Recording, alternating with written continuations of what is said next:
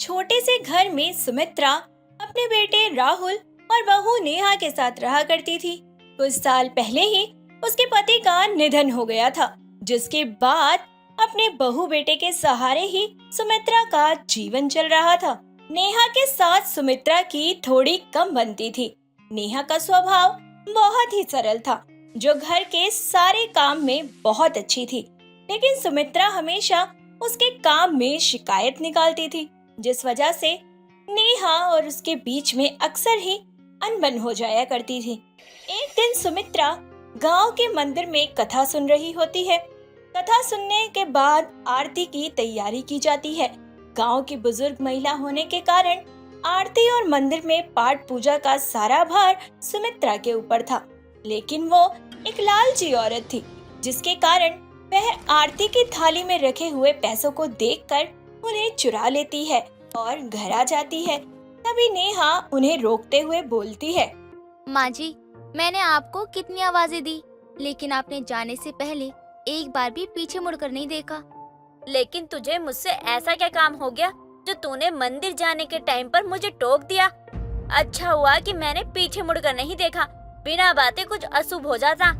माँ जी, मैं आपके काम के लिए ही बुला रही थी आपको।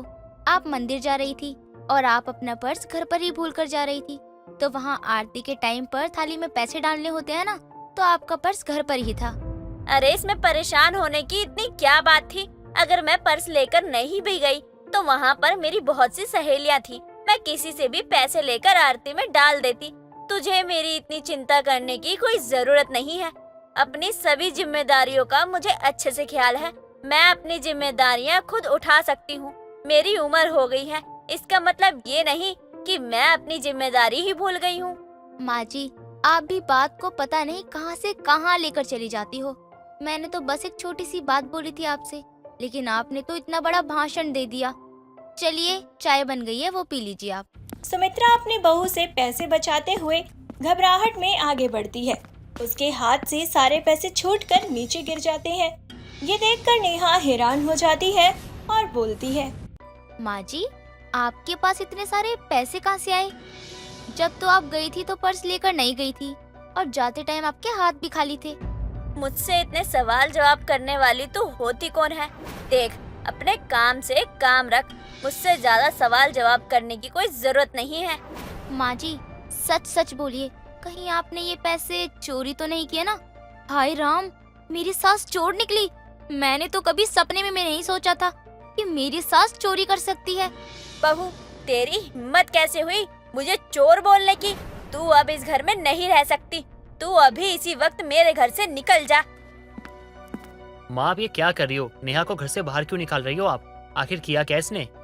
बेटा, तेरी ये कल की आई हुई बीबी मुझे चोर बता रही थी, इसलिए मैं उसको घर से निकाल रही हूँ।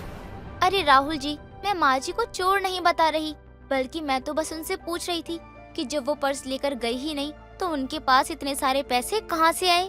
माँ, ये कोई बड़ी बात नहीं हो गई, छोटी सी बात है। इसके लिए बहू को घर से कौन निकालता है? और अपनी बहू के साथ ऐसा व्यवहार करना उचित नहीं है माँ। इसलिए मैं चाहता हूँ ना कि आगे से ये सब चीजें हमारे घर में ना हो। इसीलिए आप दोनों ना एक सास बहू की तरह ना उनके मर्यादा में रहा कीजिए। राहुल इतना कहकर वहाँ से चला जाता है। समय बीतता जाता है। तभी एक दिन फिर से सुमित्रा मंदिर में कथा सुनने जाती है, जहाँ कथा में बताया जाता है कि चोरी करना बहुत बड़ा पाप है और इसका दंड कभी न कभी तो इंसान को भुगतना ही पड़ता है। यह सुनते ही सुमित्रा डर जाती है और उस दिन के बाद से वह चोरी ना करने का प्रण लेती है। लेकिन कुछ समय बाद उसके घर में अचानक से पैसे चोरी हो जाते हैं और उसका पूरा शक अपनी बहू पर जाता है। और अपने शक को यकीन में बदलने के लिए सुमित्रा जानबूझकर अपनी बहू के सामने अपनी अलमारी का ताला खुला छोड़ देती है, जिसमें बहुत सारे पैसे रखे हुए थे, और उसे रंगे हाथों पकड़ने का इंतजार करने लगती है। कई दिन बीत जाते हैं, लेकिन पैसे चोरी नहीं होते हैं, क्योंकि नेहा ईमानदार और सच्ची लड़की थी। और एक दिन सुमित्रा गुस्से में अपनी बहू से बोलती है, बहू, मैं तुझसे सीधे सीधे एक बात पूछना चाहती हूँ, क्या तूने कभी चोरी की है? नहीं माँ जी, मैंने कभी चोरी नहीं की। आप ऐसा क्यों पूछ रही हो? मेरे ऊपर इतना बड़ा इल्जाम लगाने से पहले कम से कम आपको 10-20 बार सोचना तो चाहिए था ना। क्योंकि मैं इस घर की बहू हूँ, कोई नौकरानी तो नहीं हूँ ना। मैंने तुझसे जितना पूछा है ना, बस उतना ही बोल। मैं तुझसे ये बात इसलिए पूछ रही हूँ क्योंकि कुछ दिन पहले हमारे घर से पैसे चोरी हुए हैं। वाह, अगर पैसे चोरी हो गए हैं तो आपने सीधा इल्जाम मेरे ऊपर ही क्यों डाला? आपको मुझ पर शक है क्या? आपने कुछ ऐसा किया है जिससे ये पता लग सके कि चोरी किसने की है? आखिर आपके दिमाग में चल क्या रहा है, साफ साफ तो बताइए। नेहा के पूछने पर सुमित्रा ने बताया कि उसे उस पर चोरी का संदेह हो गया था और उसे रंगे हाथों पकड़ने के लिए उसने ये योजना बनाई थी। ये सब सुनकर नेहा की आंखों में आंसू आ जाते हैं और वह बोलती है, माँ जी, आप मेरे बारे में ऐसा सोचती हो? मैंने हमेशा आपकी सेवा की है और आपको सच्चा प्यार किया है। अगर आप मुझसे कुछ चाहती थी तो सीधा ही बोल देती। बहू, तू मुझे गलत समझ रही है। ऐसा कुछ नहीं है। मैंने तो बस एक शक के तौर पर ही योजना बनाई थी, लेकिन तुमने साबित कर दिया कि तुम कोई चोर नहीं हो। मुझे माफ करना जो मैंने तुम्हारे पीठ पीछे ऐसी योजना बनाई। सुमित्रा ने नेहा की सच्चाई और ईमानदारी को देखा और वह समझ गई कि नेहा के साथ अन्याय किया गया है। सुमित्रा ने नेहा से माफी मांगी और वादा किया कि वो फिर कभी उसके साथ ऐसा नहीं करेगी। समय बीतता गया। सुमित्रा और नेहा के बीच के रिश्ते में काफी सुधार आ गया था। दोनों में धीरे धीरे दोस्ती हो गई थी। नेहा सुमित्रा का ख्याल रखने लगी थी और सुमित्रा भी नेहा को एक माँ की तरह प्यार देने लगी थी। एक दिन गांव में चोरी की घटना घटती है। कई घरों से गहने और पैसे चोरी हो जाते हैं। गांव वालों के लिए ये बहुत ही ज्यादा भय भरा माहौल बन जाता है। एक रात जब सब सो रहे होते हैं, तभी नेहा को किसी की परछाई नजर आती है। उस व्यक्ति को देखने की कोशिश करती है। तभी नेहा ने चुपके से राहुल को जगाते हुए कहा, राहुल जी, उठिए ना जल्दी, हमारे घर में चोर घुस आए हैं। इससे पहले कि वो भाग जाए, हमें उन्हें पकड़ना होगा। चोर? वो भी हमारे घर में? क्या कह रही हो तुम? मैं आपको फारसी में बोल रही हूँ क्या? मैं भी तो यही बात बोलने की कोशिश कर रही हूँ कि हमारे घर में चोर घुस आए हैं। चलिए ना जल्दी, चोर हमारा सारा घर साफ कर कर भाग जाएगा। राहुल ने तुरंत पुलिस को फोन किया और पुलिस ने चोर को रंगे हाथों पकड़ लिया। पता चला कि ये चोर वही है जो गांव के अन्य घरों में भी चोरी कर चुका था और गांव वाले ने नेहा और राहुल की बहादुरी की खूब तारीफ की। सुमित्रा ने भी अपनी बहू की तारीफ करते हुए कहा, नेहा, आज तुमने साबित कर ही दिया कि तुम सिर्फ एक अच्छी बहू ही नहीं बल्कि एक साहसी और ईमानदार इंसान भी हो। आज मुझे इस बात का बहुत गर्व है कि तुम मेरे घर की बहू हो। माँ, आपको ही नहीं, नेहा पे गर्व तो मुझे भी है। मैं बहुत किस्मत वाला हूँ जो नेहा मुझे पत्नी के रूप में मिली है। नेहा बहुत साहसी और ईमानदार है। आज इसके कारण हमारा घर और हम बिल्कुल सुरक्षित है, वरना ना जाने आज हमारा कितना नुकसान हो जाता। इस घटना के बाद सुमित्रा और नेहा के बीच का रिश्ता और भी मजबूत हो गया। सुमित्रा ने अपनी बहू को दिल से अपनाया और नेहा ने भी अपनी सास का एक माँ की तरह पूरा ख्याल रखा। दोनों ने मिलकर एक खुशहाल परिवार की नींव रखी। समय बीतता गया और दोनों सास बहू ने मिलकर हर कठिनाई का सामना किया और अपना जीवन खुशी भरा बनाया। मानसी एक मधुपुर नाम के एक छोटे से गांव में रहती थी। उसकी एक रूबी नाम की बेटी थी। मानसी अपनी बेटी से बहुत प्यार करती थी, जिसके चलते वो अपनी बेटी की सारी इच्छाएं भी पूरी करती थी। रूबी शहर में पढ़ती थी। एक दिन मानसी उससे मिलने के लिए शहर में जाती है। क्या बात है रूबी बेटा, आजकल तो मुझे ना ही फोन करती है और ना ही मिलने आती है। तुझे पता है ना, तेरी माँ गांव में अकेली रहती है। कभी तो उसका हाल खबर ले लिया कर। बिना तुझसे बात किए मेरा मन नहीं लगता है कभी। माँ, मैं क्या करूँ, मेरे एग्जाम शुरू हो गए हैं और आपको नहीं पता, लेकिन मैं दिन रात बस पढ़ाई ही करती रहती हूँ। मुझे तो खाने तक का होश ही नहीं होता और फिर फोन करने का टाइम नहीं मिलता है ना, इसीलिए। चल कोई बात नहीं, मुझे लगा ही था ऐसी कोई बात होगी, तभी तूने मुझे फोन नहीं किया। मुझे वहाँ गांव में तेरी याद बहुत आ रही थी, इसीलिए मैंने सोचा कि मैं कुछ दिन तेरे पास ही रहने आ जाऊँ। बहुत अच्छा किया माँ कि आप आ गई। बस एक एग्जाम बचा है, वो खत्म हो जाएगा ना, फिर मैं आपको घुमाने लेकर चलूंगी और यहाँ का खाना भी खिलाया करूँगी। नहीं बेटा, यहाँ का खाना तो रहने दे। मैंने बहुत लोगों से सुना है कि यहाँ लोग पता नहीं कैसा सड़ा बचा गला हुआ खाना खा रहे हैं। मैंने खा लिया तो मेरा पेट और शरीर दोनों ही खराब हो जाएंगे। अरे माँ, आप भी ना बिना बात के ही परेशान हो जाती हो। कुछ नहीं होता, मैं भी तो कितने टाइम से यहाँ रह रही हूँ, मुझे तो कुछ भी नहीं हुआ। आप चिंता मत करो, आपको कुछ नहीं होगा। अच्छा चल ठीक है, ये सब बाद में देखेंगे, लेकिन अभी तू तो पढ़ाई कर ले। आखिरी परीक्षा बची है, वो भी दे दे, फिर घुमाना मुझे तू शहर। मैं भी अपने कमरे में जाकर आराम कर लेती हूँ अब थोड़ा। रूबी भी अपना एग्जाम देने चली जाती है और शाम को रूबी घर पर आती है तो वो बहुत खुश होती है क्योंकि रूबी का एग्जाम बहुत ही अच्छा गया था। उसी शाम रूबी अपनी माँ को लेकर एक पिज्जा की शॉप में जाती है और अपनी माँ को टेबल पर बैठा देती है।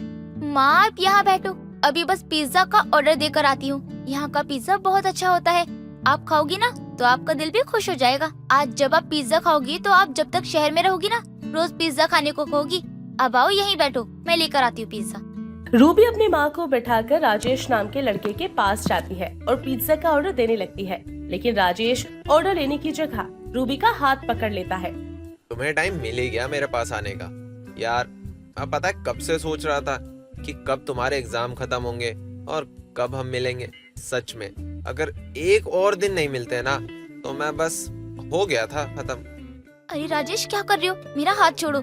यहाँ आज मैं अकेले नहीं आई हूँ, अपनी माँ के साथ आई हूँ। वो क्या है ना, माँ को मेरी बहुत याद आ रही थी तो उन्होंने मुझे कुछ बताया नहीं और सीधा यहाँ मुझसे मिलने आ गई। चलो फिर मम्मी जी से बात कर ही लेता हूँ क्योंकि अब तो दूरी मुझसे भी बर्दाश्त नहीं हो रही है।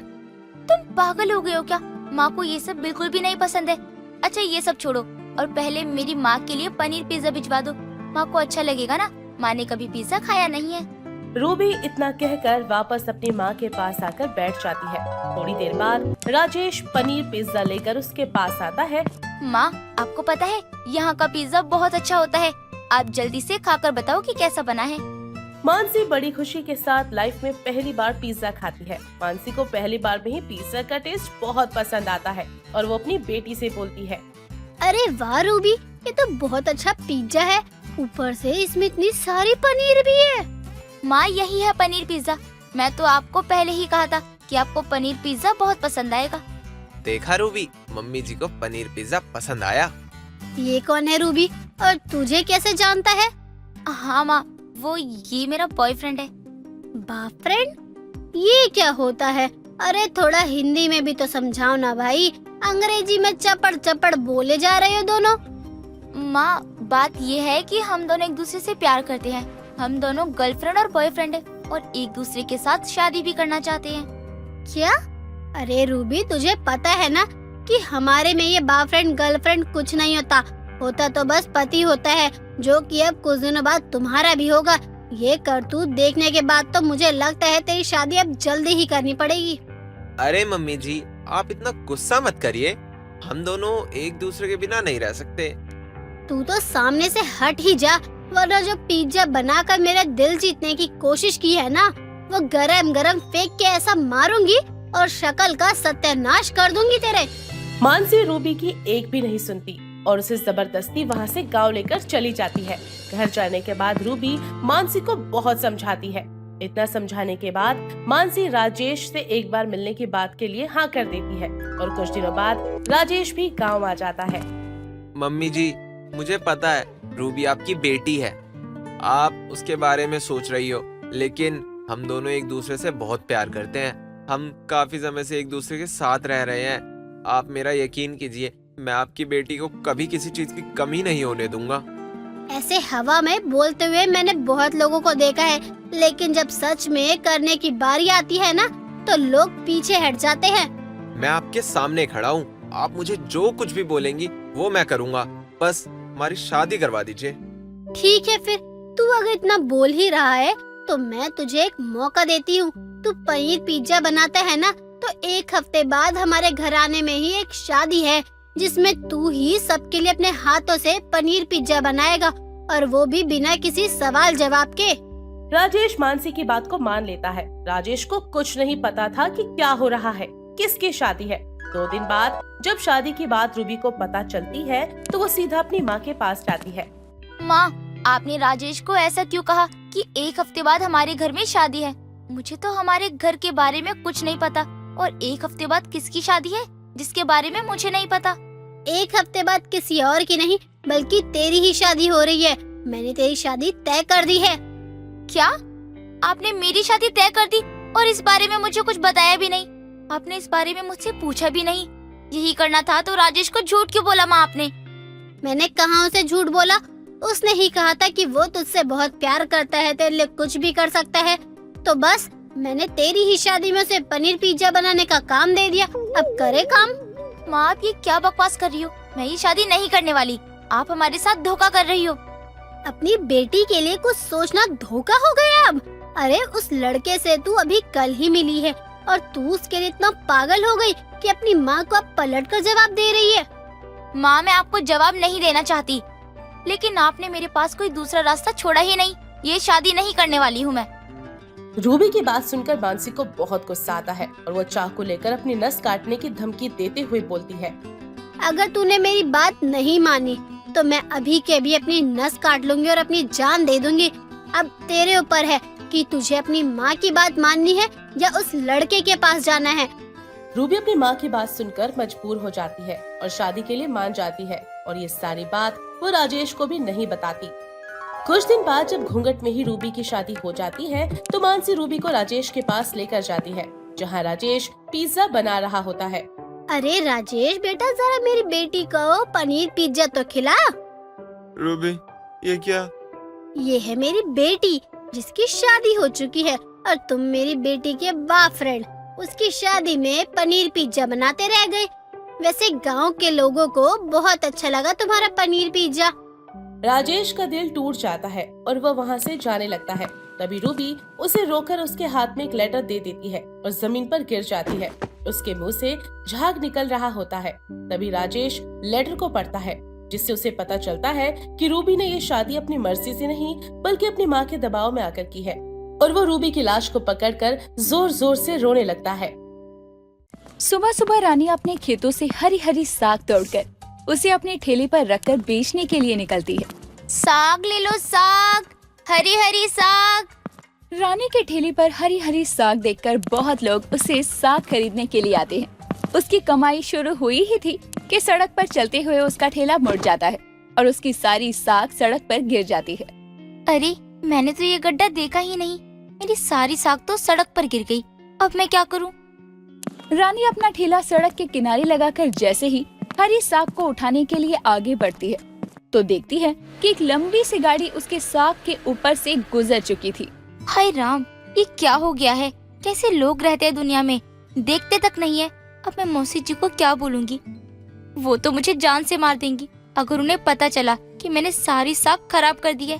एक काम करती हूँ, जो साग थोड़ी ठीक ठाक है उसे उठा लेती हूँ, बाकी की छोड़ देती हूँ।